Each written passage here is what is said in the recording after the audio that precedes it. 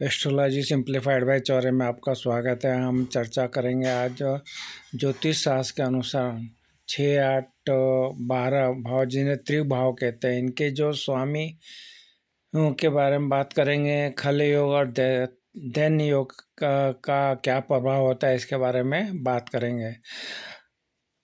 ज्योतिष में 6, 8, 12 और त्रिक भाव रोग, ऋण, मृत्यु और योग के सूचक हैं। इनके स्वामियों की बात करें तो 6, 8, 12 में ही बैठना विपरीत राजयोग का मतलब कि अचानक सफलता प्रदान करना होता है।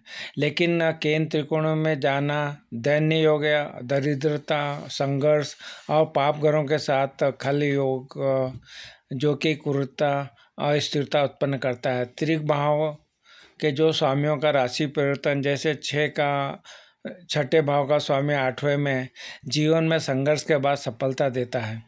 तीर्थ भाव स्वामियों का जो प्रभाव है, इसके बारे में चर्चा करें तो जो छठा भाव है वो शत्रु, रोग और कर्ज का भाव है। इसका स्वामी जब 6, 8, 12 में होने पर शुभ फल, ऋण मुक्ति देता है, लेकिन केंद्र में रोग बढ़ाता है। 8वां भाव के बारे में बात करें तो मृत्यु, रहस्य, दुर्घटना, इसका स्वामी 6, 8, 12 में होने पर लंबी आयु का कारक देता है। 12वां भाव जो है विदेश का है, अस्पताल का है, खर्च का है। इसका स्वामी जब 6, 8, 12 में जाता है तो धन संचय, विदेश यात्रा और अध्यात्म में सफलता देता है। बात करेंगे खल योग और दैन्य योग का क्या क्या प्रभाव होता है, इसके बारे में बात करें। दैन्य योग जब त्रिक भाव जैसे 6, 8, 12 भाव के जो स्वामी केंद्र जैसे पहला भाव, चौथा, 7वां, 10वां भाव या त्रिकोण 5वां, 9वां भाव के स्वामियों के साथ स्थान परिवर्तन करते हैं तो दैन्य योग बनता है। इससे जातक को दरिद्रता, अपमान और जीवन पर संघर्ष का सामना करना पड़ सकता है।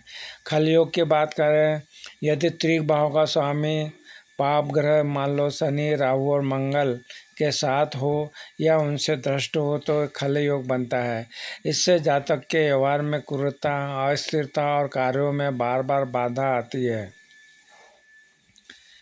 बात करेंगे विपरीत राजयोग के बारे में। इसके पहले हमने खल योग के बारे में बात की, अब बात करेंगे विपरीत राजयोग के बारे में। यदि छठे भाव का स्वामी, 8वें भाव का स्वामी या 12वें भाव का स्वामी इन्हीं भावों में बैठा हो तो यह विपरीत राजयोग बनाता है, जो अचानक सफलता और विपरीत परिस्थितियों में विजय दिलाता है। राशि परिवर्तन की बात करें, यदि 6, 8, 12 भावों के स्वामी आपस में राशि परिवर्तन एक्सचेंज करते हैं तो यह संघर्ष के बाद जातक को बेहद ही और बुद्धिमान बनाता है। हम बात करेंगे 6, 8, 12 भावों जो त्रिक भावों के बारे में जो हमने अभी चर्चा की है, इसके बारे में विस्तार से बात करते हैं। इन्हें आमतौर पर अशुभ या कष्टकारी माना जाता है। इन भावों के जो स्वामी हैं उनसे बनने वाले योगों का जो प्रभाव है, जिसकी हमने चर्चा की, उसके बात करें तो त्रिक भाव के स्वामियों का जो प्रभाव रहता है, या अगर छठे भाव की बात करें तो इसका स्वामी संघर्ष, स्वास्थ्य और समस्याएं और कानूनी विवाद दे सकता है। हालांकि यह जातक के प्रतिस्पर्धी भी बनाता है। बात करेंगे 8वां भाव जो आयु, मृत्यु और संकट का भाव कहलाता है। इसका स्वामी जब अचानक होने वाली घटनाओं, दुर्घटनाओं और मानसिक कष्ट का कारक होता है। यह शोध और रिसर्च जो है और गुप्त विद्याओं के लिए बहुत ही अच्छा माना जाता है। 12वां भाव जिसे कि हम खर्च, हानि और मोक्ष का भाव मानते हैं। इसका स्वामी अनावश्यक खर्च, अनिद्रा, अस्पताल या जेल की यात्रा और अलगाव का संकेत देता है। आध्यात्मिक दृष्टि से यह मोक्ष की ओर ले जाता है। दैन्य योग के बारे में जैसे पहले चर्चा की, जब त्रिक भाव जो रहते हैं, छठे, 8वें, 12 भाव के स्वामी अन्य भावों जैसे केंद्र भाव या त्रिकोण भावों के स्वामी के बीच में राशि परिवर्तन होता है तो यह दैन्य योग बनाता है।